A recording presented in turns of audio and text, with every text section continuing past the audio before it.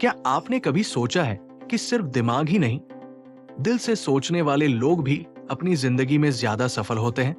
Emotional intelligence यानी भावनात्मक बुद्धिमत्ता, यही वो चाबी है जो आपके रिश्तों को मजबूत और करियर को बुलंदियों तक ले जा सकती है। क्या आप भी अपनी इमोशनल इंटेलिजेंस को बेहतर बनाना चाहते हैं? चलिए आज जानते हैं कि इसे कैसे विकसित करें।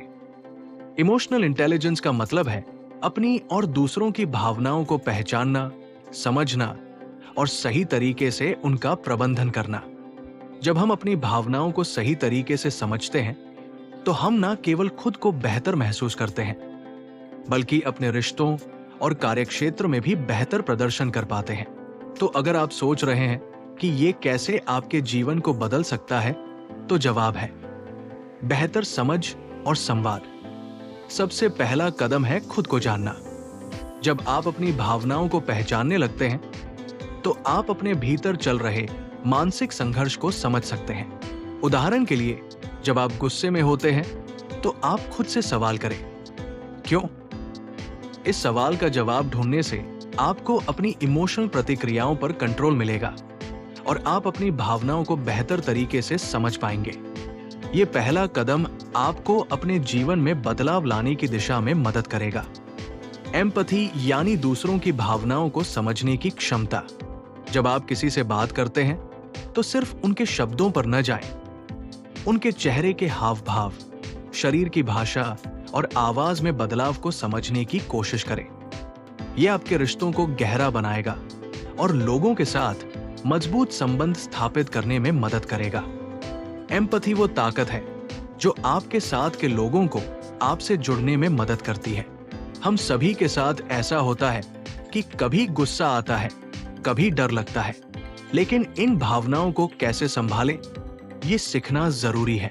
जब आप किसी कठिन परिस्थिति में हो तो तुरंत प्रतिक्रिया देने की बजाय 10 सेकंड रुकें, गहरी सांस लें और सोचें कि क्या आपके रिएक्शन से स्थिति और बिगड़ेगी या सुधरेगी।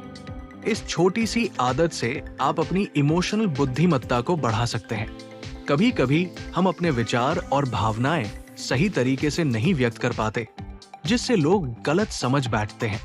इसलिए आपको अपनी भावनाओं को साफ और सटीक तरीके से व्यक्त करने की कला सीखनी चाहिए। इसे अभ्यास से बेहतर किया जा सकता है। क्या आप मुझे ये समझा सकते हैं?